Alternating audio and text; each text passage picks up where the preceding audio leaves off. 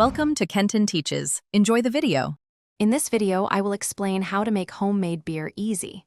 First, you'll need some basic equipment, including a large brew kettle, a fermenter, and an airlock.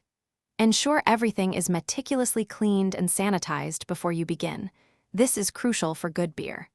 Many starter kits provide all the necessary ingredients and instructions, making your first batch straightforward and enjoyable. Next, you'll begin the mashing process by steeping your grains in hot water, usually between 150 degrees F and 170 degrees F, to extract the fermentable sugars. After mashing, you'll boil the wort for 60 minutes, adding hops at various stages for bitterness and aroma. Finally, cool the wort quickly to below 75 degrees F using an immersion chiller or an ice bath.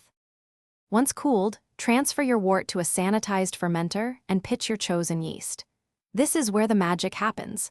Let it ferment for 1 to 2 weeks, maintaining a consistent temperature, typically between 65 and 70 degrees Fahrenheit.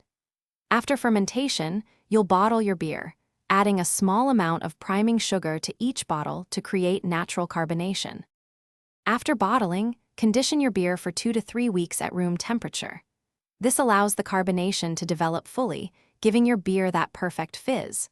Once conditioned, chill your bottles and enjoy the fruits of your labor. There's nothing quite like sharing a homemade brew.